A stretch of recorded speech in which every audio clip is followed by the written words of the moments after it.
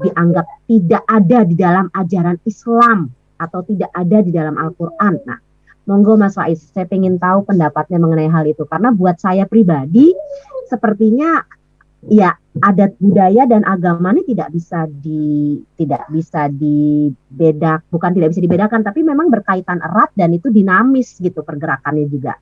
Matur nuwun sangat Mas Faiz. Makasih Kang Abu. Selamat malam. Thank you, Mbak Ririn. Monggo silakan. Baik, ini saya jawab singkat-singkat. Semoga cocok. Kalau tidak cocok berarti beda cara berpikir. Begitu saja. Silakan Mas Faiz. Ada beberapa rumus sebenarnya. Yang pertama, tidak semua yang tidak ada perintahnya dalam agama itu sesuatu yang salah. Kalau kita pakai logika ini, nanti sangat banyak hal salah, nanti tidak boleh kita lakukan. Misalnya dialog positif ini, kalau dicari dalilnya misalnya tidak akan ketemu, tidak ada perintahnya. Jadi kalau menggunakan logika bahwa yang tidak ada dalilnya berarti tidak boleh, ya ada sangat banyak hal yang harus kita hentikan. Padahal tidak mungkin kan logikanya seperti itu. Jadi yang pertama itu, asal tidak dianggap yang tidak ada perintahnya agama, kemudian kita karang-karang ini ada perintah agamanya loh, itu yang tidak boleh kan begitu. Ini wajib ikut dialog positif, kalau tidak, ini yang tidak boleh kan itu. Nah, yang kedua, seperti logikanya Wali Songo tadi, mungkin menarik kita gunakan logika wadah dan isi. Ini orang Jawa akrab ini, logika wadah dan isi. Wadah itu hanya medianya. Nah, kalau isi ini hakikatnya. Misalnya tadi, yang dari pengorbanan seks bebas lah, minum-minuman, kumpul-kumpulnya, wadahnya tetap diambil. Tapi isinya bukan minum lagi, bukan seks bebas lagi. Sekarang isinya makan bersama, kemudian bersyukur, berdoa. Nah, bersyukur, berdoa ini kan tidak haram dalam agama. Sama kayak tadi, wadahnya bersyukur misalnya 7 bulanan, ini kan wadahnya. Nah, ini saya tidak berani bilang itu haram apa halal, tapi isinya apa sih kira-kira? Oh, kalau diisi dengan sholawatan, sholawat kan sesuatu yang baik. Oh, kalau diisi dengan berdoa, oh itu kan sesuatu yang baik juga, dalam agama disarankan. Oh, isinya bersyukur, oh ya itu baik. Nah, tapi kalau isinya, oh ini isinya minum-minuman keras Pak, itu yang tidak boleh isinya. Jadi harus kita melihatnya isinya dulu apa. Kita bikin tasyakuran, kita bikin 7 bulan. Kalau memang isinya baik ya, kalau saya tidak masalah. Meskipun medianya, media yang kita ciptakan hari ini atau media budaya. YouTube itu kan juga budaya. Saya ngaji di YouTube itu mungkin kalau dicari YouTube-nya mungkin tidak ketemu dalilnya apa, harus pakai YouTube. Nabi tidak menyatakan begitu, tapi kan medianya media YouTube, isinya kan tentang kebenaran, kebaikan. Jadi ini pertama mungkin kita pakai logika antara wadah dan isi. Kemudian memang yang dalam agama sering dianggap tidak boleh itu yang bukan kewajiban agama, jangan dianggap kewajiban. Sebenarnya ini saja. Jadi tidak dianggap kewajiban itu ya, saya melakukan ini karena kebaikan dan saya lakukan isinya memang baik. Dan bagi saya tidak wajib, tapi orang lain juga tidak saya wajibkan melakukan ini kok. Saya melakukan ini sukarela, saya dawamkan. Para ulama itu kadang-kadang ada yang ijtihad sendiri, misalnya begini, tidak ada tuntunannya. Saya sebelum sholat selalu membaca ayat kursi 100 kali. Ini tidak ada tuntunannya, tapi beliau melakukan ini atas kesadaran sendiri karena ayat kursi itu baik, maka saya baca 100 kali. Saya juga tidak menganggap ini wajib, tapi ini jalan yang saya lakukan untuk mendekat pada Allah. Dan saya juga tidak maksa orang lain melakukan ini. Nah, jadi kuncinya sebenarnya di titik-titik itu. Ini kayak gado-gado itu loh, kalau tahunya halal, kupatnya halal, togenya halal, itu kan dikumpulkan jadi satu kan tidak berarti terus jadi haram. Wong isinya ya halal semua.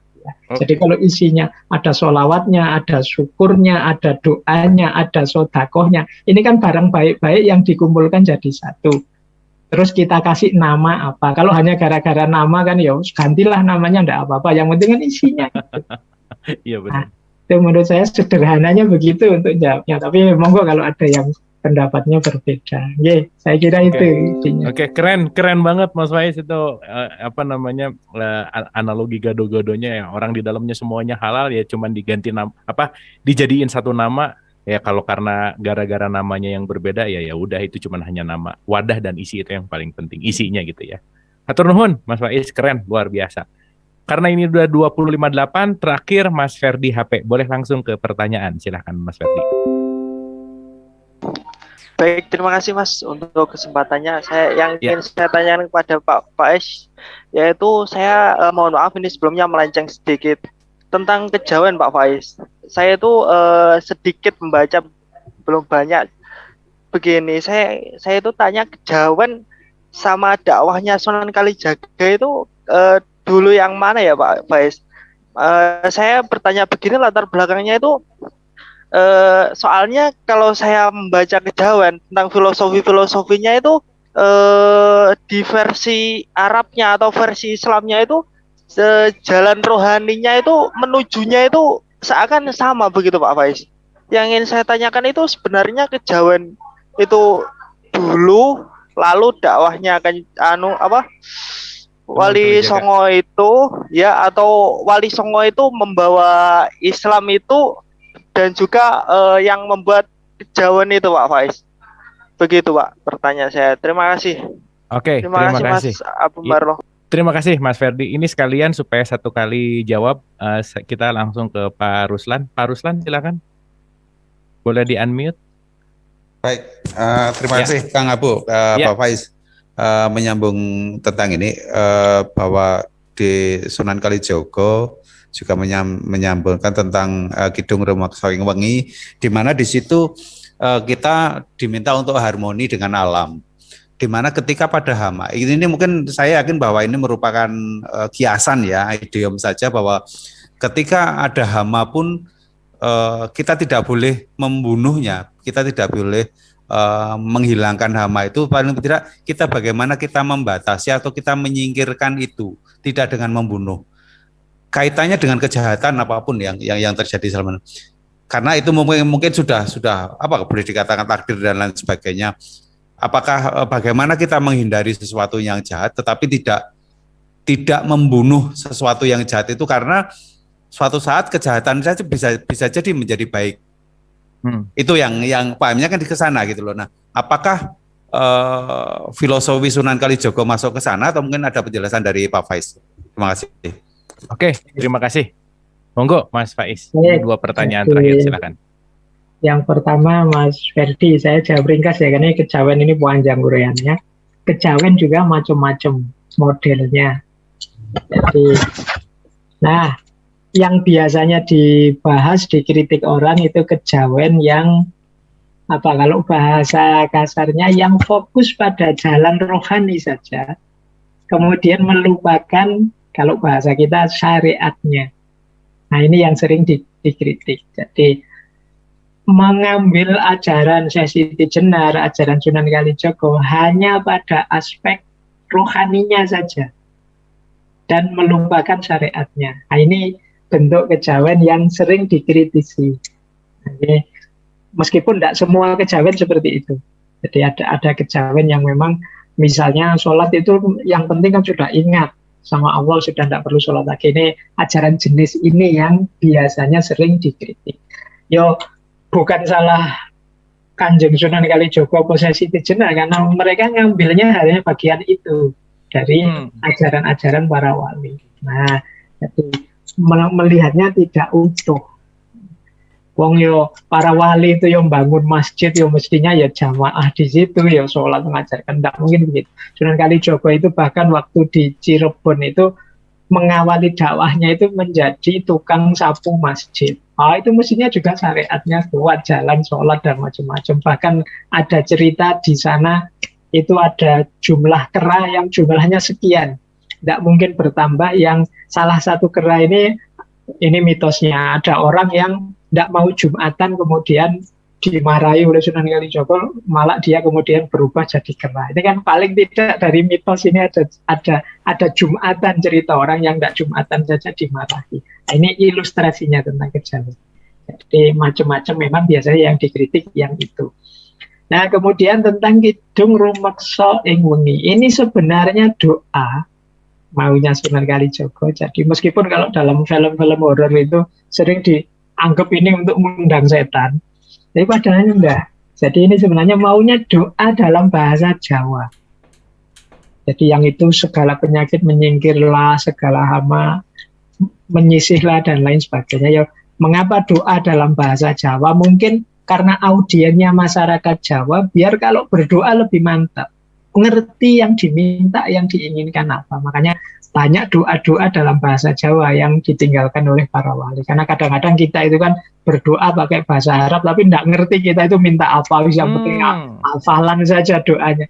Doa itu kan meminta, tapi kan lucu, kita itu minta apa, tidak jelas mau pakai bahasa Arab, tidak ngerti yang diminta apa. Nah, para wali mencontohkan doa dalam bahasa Jawa antara lain kidung rumeksa ing wengi. Nah, di antara redaksi doa itu memang ada filosofi tentang kejahatan.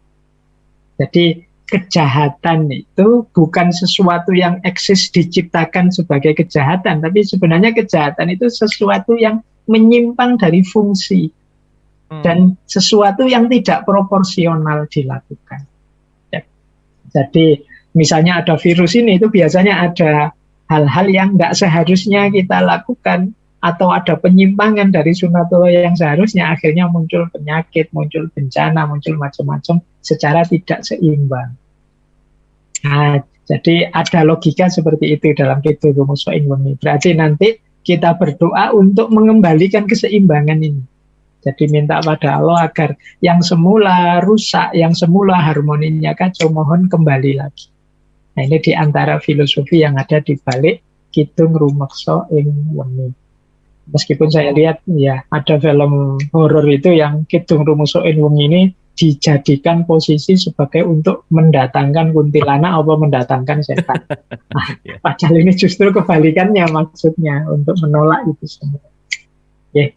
Oke. Saya kira itu, Mas. Terima kasih, Mas Faiz. Ini ada satu lagi terakhir boleh ya, Mas Faiz ya? Ini Mbak Eka soalnya resen. Oke, terakhir. Singkat, padat, dan jelas. Silakan, Mbak Eka. Oke, terima kasih banyak Kang Abu, Pak Faiz. Sekalianlah selamat Hari Raya Idul Fitri, mohon maaf lahir batin. Di sini saya mau bertanya, tadi kalau disebutkan bahwa ketika orang mendapatkan pencerahan, itu rasa bahagianya tuh kayak temanten anyar, gitu. Kadang-kadang kan kita suka songong tuh ya, perasaannya kayaknya sudah merasa tercerahkan, gitu. Tapi kok masih bisa malih gitu ya, malihnya itu kayaknya masih suka larut dalam aliran sungai yang seperti Pak Faiz bilang tadi, aliran pikiran, perasaan kayak gitu. Nah, sebenarnya kenapa kita bisa lupa? Kenapa kita bisa lalai? Apakah memang sudah takdir atau jalannya kita itu mengalami kelalaian atau seperti apa? Nah, terus kalau tadi mengikuti teladannya Sunan Kalijaga kan itu dakwah pada hal yang kecil-kecil, menunjukkan tauladan gitu ya pada hal-hal yang kecil supaya yang lain ngikut. Nah, saya juga sering menjalani itu, tapi seringnya itu ngasih tauladan ketika orang butuh nasihat. Nah, ketika saya ketemu masalah, saya suka lupa gitu loh, bahwa yang sudah saya sampaikan ke orang lain itu harusnya juga saya jalani. Nah, itu gambarnya seperti apa itu Pak Faiz? Oke, terima kasih banyak. Oke, thank you. Wah, ini menarik nih. Silakan, Mas Faiz. Baik, saya jawab yang pertama ya, yang pencerahan tadi. Ini makanya Sunan Kalijaga dalam ilir itu, ayo lunyu-lunyu penekno. Karena ketika orang mengalami pencerahan itu kan berarti ada dorongan dalam jiwanya, wah ini saya harus menghidupkan pemahaman baru ini. Dan biasanya tidak sederhana, tidak semudah yang kita bayangkan. Misalnya kita memahami, wah ini berarti dakwah ini harus seperti Sunan Kalijaga, itu kan tercerahkan hari ini. Tapi begitu kita sendiri mau melakukan itu, kok ya berat ya, kok ya susah ya. Makanya di baris selanjutnya itu lunyu-lunyu penek. No. Meskipun sulit, meskipun susah, ayo dilaksanakan. Ini kan ada kesan agak ditekan sedikit dirinya. Jadi biar bergerak. biar tidak diam. Karena mengapa kok pencerahan tadi sebentar terus padam lagi ya, karena mungkin kita tidak segera bergerak. Kita merasa sudah paham, selesai sekarang. Kita sering begitu, sudah ngerti. Tidak ada step selanjutnya. Jadi senengnya seperti manten baru, tapi kalau tidak dijalankan, ya enggak jadi honeymoon, enggak jadi malam pertama, seneng kok jadi manten. Jadi makanya, ya jadi yuk dijalankan, mari dihidupkan. Jadi sebenarnya kuncinya itu. Nanti kalau sudah jalan, istiqomah akan ketemu. Diri kita jadi diperbaiki. Dodot iro tadi yang sobek-sobek, baju kita jadi sekarang bisa teranyam dengan baik sehingga kita tidak malu lagi ketika nanti menghadap Allah. Jadi berarti solusinya apa? Ayo kita tidak sekedar mencari dan menemukan kebenaran, tapi juga menghidupkan kebenaran. Nah, biar pencerahannya tidak padam. Nah, kemudian tentang dakwah lewat hal-hal kecil. Saya tidak tahu hari ini kalau saya ngomong dakwah itu mesti bayangannya itu apa ya, kalau bahasa Arab itu mau itu hasanah, jadi cerita, wah ini loh yang baik, ini loh. Padahal menurut saya dakwah yang paling efektif itu ya seperti Sunan Kalijaga dan kawan-kawan, bukan mau itu hasanah, tapi uswatun hasanah. Jadi kalau mau itu hasanah itu gampang, di Twitter, di Instagram itu tiap hari orang ceramah ngasih tahu kita bikin postingan apa kita. Tapi uswatun hasanah ini lebih pas. Sunan Kalijaga itu tidak hanya menasihati orang untuk menggunakan cangkul, tapi beliau sendiri juga ikut dalam dakwahnya menggunakan cangkul, dalam dakwahnya membajak sawah dan lain sebagainya.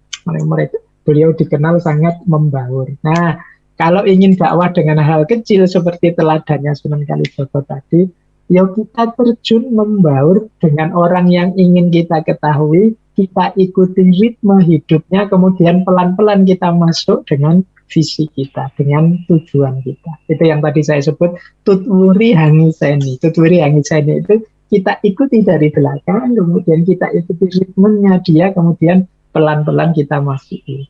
Nah, itu, insya Allah itu nanti akan lebih efektif daripada kalau kita mengambil jarak kemudian menasehati begitu saja. Itu yang saya sebut uswatun hasanah tadi. Kita contohkan yang baik. Jadi kalau kita dekat dengan dia, ikut ritmenya dia, kita melakukan hal yang baik, dia akan melihat. Jadi tanpa harus kita gurui. Apalagi kalau yang sebaya-sebaya itu kan biasanya tidak enak kalau digurui. Kita contohkan saja, kita tunjukkan saja, ini yang baik. Syukur-syukur dengan media-media seperti yang dilakukan oleh Sunan Kalijaga. Jadi saya kira itu sedikit dari saya. Terima kasih Mas Faiz, mudah-mudahan menjawab pertanyaan yang mereka luar biasa. Boleh tepuk tangan dulu dong untuk Mas Faiz malam hari ini. Wah, seperti biasa ya, super mind blowing malam hari ini, kita banyak sekali dapat sesuatu gitu ya. Wah, ternyata Nusantara ini wah luar biasa gitu ya. Kita harus benar-benar banyak tahu lagi nih sejarah-sejarah Nusantara yang ternyata bobotnya tuh luar biasa. So, seperti biasa Mas Faiz, final statement untuk episode 267. Monggo silakan. Baik. Untuk final statement untuk Bapak Ibu, teman-teman semua, menurut saya pelajaran paling berharga dari Kanjeng Sunan Kalijaga adalah quotes pertama yang saya sampaikan tadi. Anglaras ilining banyu, angeli ananging ora geli. Kita tidak bisa keluar dari dialektika peradaban ini karena mau tidak mau kita warga dunia hari ini dengan logikanya, dengan cara berpikirnya, dengan aliran sejarahnya. Kita ikuti. Tapi jangan lupa kita punya prinsip-prinsip kebenaran, kebaikan.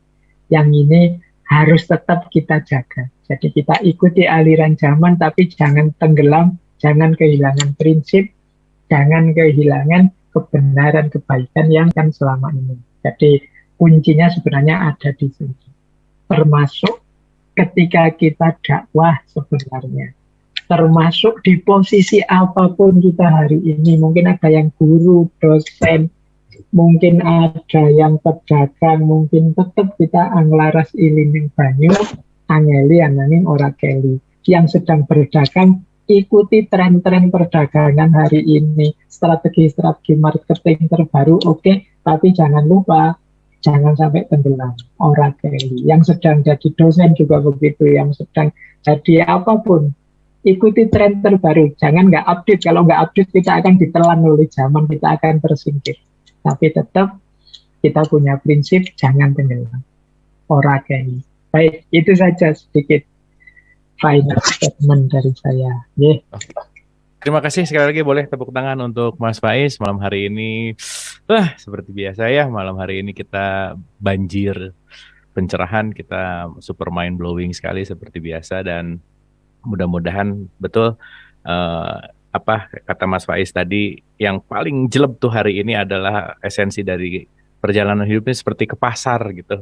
Itu yang paling luar biasa gitu, itu kata Sunan Kalijaga, seperti dia ke pasar. Dan kalau ada niat berbuat baik jangan ditunda-tunda, begitu ada niat cepat kerjain supaya cepat terlaksana dan cepat mengalir. Poin pentingnya seperti itu. So yang terakhir adalah larut tapi jangan hanyut. Terima kasih, mohon maaf lahir dan batin. Wabillahi taufiq wal hidayah. Assalamualaikum warahmatullahi wabarakatuh. Sampai ketemu besok di jam dan channel yang sama. Terima kasih semuanya. Kita foto dulu semuanya. Boleh ya, buka, yang mau dibuka videonya boleh dipersilahkan. Oke. Recording stopped. Page pertama. Seperti biasa, 1, 2, 3, smile. Ibu dan Bapak nggak tahu ada di page berapa, pokoknya hitungan ketiga senyum aja. Oke, 1, 2, smile. Alright, page 2, 1, 2, smile. Asik. Page 3, 1, 2, smile. Oke, page 4, 1, 2, smile. Oke, page. Oh iya, udah 4 page. Sekali lagi, boleh tepuk tangan untuk Mas Faiz. Mas Faiz, sehat-sehat selalu. Jangan bosan untuk ke dialog positif. Kembali ke dialog positif untuk berbagi lagi ilmunya yang selalu kita